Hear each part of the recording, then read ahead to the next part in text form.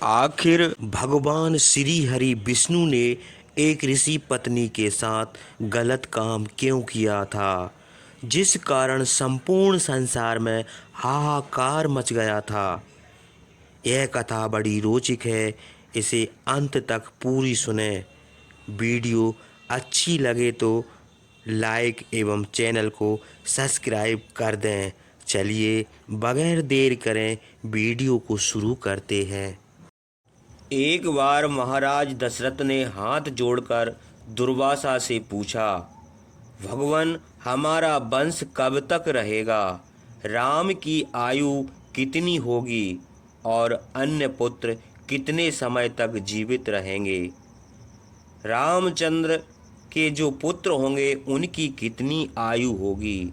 हे भगवान, यह हमारी सुनने की इच्छा है। आप हमारे वंश का भविष्य बताइए।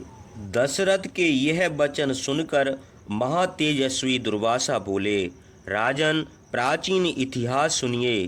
पूर्व समय में देवासुर संग्राम हुआ था।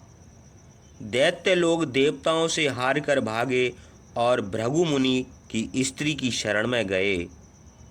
उन्होंने दैत्यों को अभय दान दिया। इसी से वे निर्भय होकर वहां रहने लगे। भृगु पत्नी की रक्षा में दैत्यों को निर्भय देखकर विष्णु को बड़ा क्रोध आया। उन्होंने तीक्ष्ण धार वाले चक्र से भृगु पत्नी का सिर काट डाला। अपनी पत्नी की मृत्यु देखकर भृगु ने विष्णु को श्राप दे दिया। हे जनार्दन, स्त्री अवध्य होती है।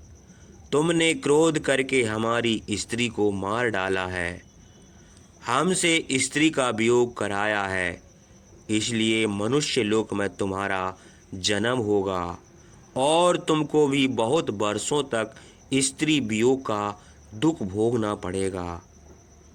भृगु ने क्रोध में आकर यह शाप तो दे दिया, किंतु बाद में उन्हें बड़ा पश्चाताप हुआ। फिर वे विष्णु की प्रार्थना करने लगे। तब भक्त वत्सल विष्णु बोले, लोगों का प्रिय करने के लिए हम तुम्हारा शाप ग्रहण करते हैं। हे दशरथ, इस प्रकार महातेजस्वी विष्णु को भृगु ने शाप दिया था। वही विष्णु तुम्हारे पुत्र हुए हैं, जिनका नाम रामचंद्र है। भृगु का शाप भोगते हुए रामचंद्र बहुत दिनों तक अयोध्या का राज्य करेंगे। इनके राज्य में प्रजा सुखी होगी, पृथ्वी धन धान से पूर्ण रहेगी। 10,000 वर्ष तक इनका राज्य रहेगा।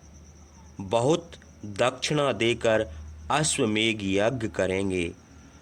बहुत से राजवंश स्थापित करेंगे। इनकी पत्नी का नाम सीता होगा। उनसे 2 पुत्र उत्पन्न होंगे। उसके बाद रामचंद्र ब्रह्मलोक को चले जाएंगे। वंश का यह भविष्य बताकर महातेजस्वी दुर्वासा चुप हो गए।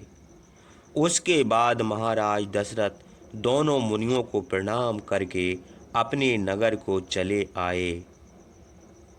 हे लक्ष्मण, दुर्वासा के कहे हुए वचन हमने सुने हैं, अन्यथा नहीं हो सकते। सीता के 2 पुत्र होंगे। उनका जन्म अयोध्या में नहीं, कहीं अन्यत्र होगा। यह भी मुनि ने ही कहा था। हे लक्ष्मण, इसलिए तुम सीता और रामचंद्र के लिए शोक न करो, अपना चित्त स्थिर करो। सुमंत्र के यह अद्भुत वचन सुनकर लक्ष्मण का शोक दूर हुआ। वे सुमंत्र की प्रशंसा करने लगे। इसी तरह बातें करते हुए लक्ष्मण और सुमंत्र अयोध्या को चले आते थे। जब सूर्य अस्त हो गए तो केशनी नदी के समीप रात को ठहर गए। लक्ष्मण उस रात केशनी नदी के तट पर ठहरकर प्रातःकाल अयोध्या को चले। दोपहर के समय धन रत्न से पूर्ण हष्ट पुष्ट मनुष्यों से शोभित अयोध्या में पहुँचे। वहाँ पहुँचने पर बुद्धिमान लक्ष्मण को बड़ा दुख हुआ। वे मन में सोचने लगे, रामचंद्र के पास जाकर क्या कहेंगे।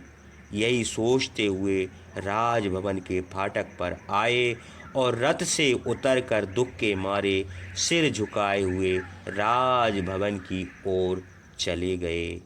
वहाँ रामचंद्र को देखा, उनकी आंखों में आंसू भरे थे, बड़े दुख से आसन पर बैठे थे। लक्ष्मण ने उनके चरणों में प्रणाम किया और हाथ जोड़कर दीन वचन कहा, आपकी आज्ञा से गंगा के किनारे वाल्मीकि आश्रम पर सीता को छोड़कर आपकी सेवा में फिर हाजिर हुए हैं।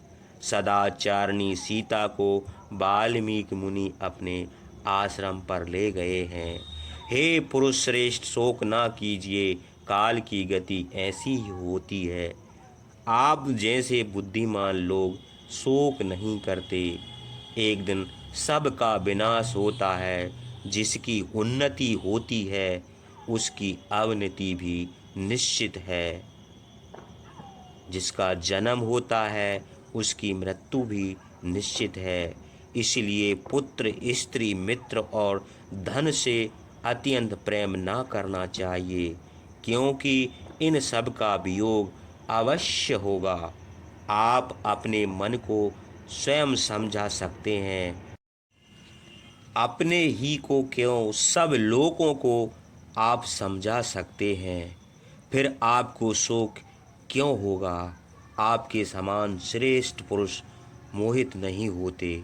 यदि आप शोक करेंगे तो आपकी निंदा होगी। जिस निंदा के भय से आपने सीता को त्याग दिया, शोक करने से फिर वही निंदा होगी। यति चित्त सावधान कीजिए, धैर्य धारण कीजिए, दुर्बल बुद्धि को छोड़ दीजिए और संताप न कीजिए। महात्मा लक्ष्मण के यह कहने पर मित्र वत्सल रामचंद्र बड़े प्रेम से बोले, हे वीर लक्ष्मण, तुम बहुत ठीक कहते हो। शोक करना व्यर्थ है। तुम हमारी आज्ञा के अनुसार काम कर आए, हम बहुत संतुष्ट हैं। तुम्हारे समझाने से शोक संताप भी जाता रहा और हम अच्छी तरह समझ भी गए। लक्ष्मण की बातों से प्रसन्न होकर रामचंद्र फिर बोले, हे लक्ष्मण, तुम्हारे समान बंधु दुर्लभ और विशेषकर दुख के समय तो अत्यंत ही दुर्लभ है। हे सौम्य, तुम बड़े बुद्धिमान हो और हमारे मन के अनुकूल काम करते हो। तुमसे कुछ और कहना हुआ है, सुनो और उसका